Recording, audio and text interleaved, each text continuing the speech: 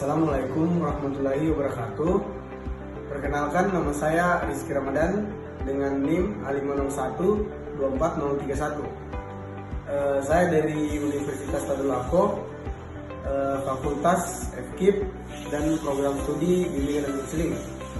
Asal saya dari Kecamatan Pololo, Kabupaten Sigi, Desa Petime. Baik, langsung saja ke materinya, yaitu pemahaman tentang landasan yuridis. Landasan yuridis dalam bimbingan dan konseling mengacu pada berbagai peraturan dan perundang-undangan yang berlaku di Indonesia terkait dengan penyelenggaraan bimbingan dan konseling. Hal ini mencakup dasar hukum dan regulasi yang mengatur praktik bimbingan dan konseling di sekolah. Landasan yuridis ini sangat penting untuk memastikan bahwa praktik bimbingan dan konseling dilakukan sesuai dengan ketentuan hukum yang berlaku, termaksud dalam hal privasi, perlindungan data, dan perlindungan anak. Kemudian kita masuk ke pengertian landasan yuridis.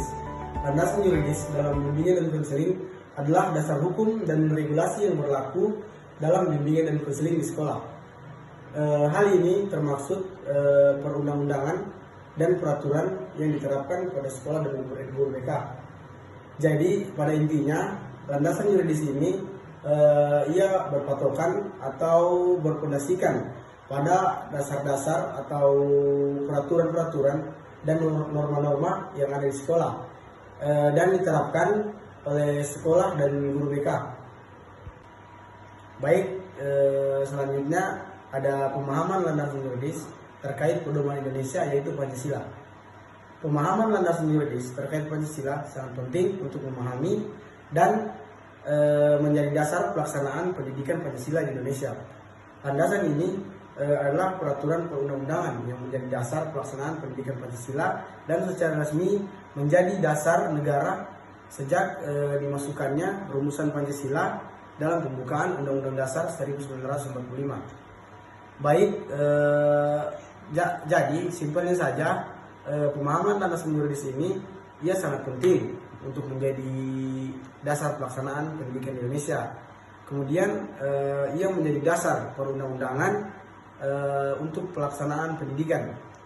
Kemudian secara resmi menjadi dasar negara sejak dimasukkannya rumusan Pancasila dalam pembukaan Undang-Undang Dasar 1945. Selanjutnya yaitu perubahan perkembangan landasan yuridis.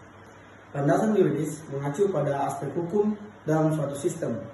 Dalam konteks perkembangan hukum di Indonesia, perubahan landasan yuridis dapat terjadi melalui pembentukan dan perubahan peraturan perundang-undangan. Misalnya dalam sistem pendidikan nasional, perubahan menjadi dasar dapat terjadinya melalui Undang-Undang Sikdinas yang mencakup aspek demokratisasi dan sentralisasi.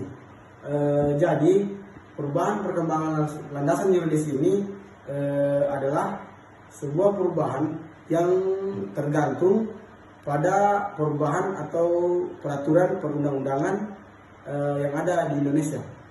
Selanjutnya yaitu dasar teori landasan bimbingan konseling yang lain terhadap landasan yuridis. Teori landasan yuridis merujuk pada pendekatan yang digunakan untuk membangun kebijakan atau aturan yang berkelanjutan dan efektif.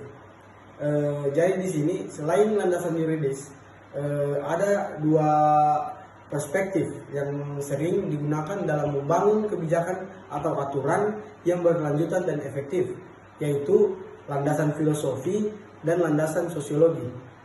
Kemudian pengaruh landasan yuridis terkait perkembangan bimbingan dan konseling.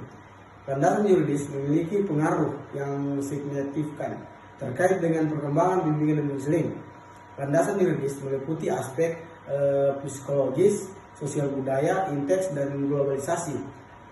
Juga turut berperan dalam perkembangan dalam bimbingan dan konseling. Landasan ini membantu dalam memahami dan mengatasi masalah yang dihadapi peserta didik, serta mendorong perkembangan profesional guru bimbingan dan konseling. Landasan yuridis berkembang sesuai dengan tuntunan zaman dan kebutuhan peserta didik. Jadi pengaruh landasan yuridis terkait perkembangan bimbingan dan konseling adalah ia mendorong perkembangan profesional guru bimbingan dan konseling. Kemudian landasan ini membantu memahami dan mengatasi masalah yang dialami oleh peserta didik. Baik, jadi yang terakhir itu ada contoh landasan yuridis.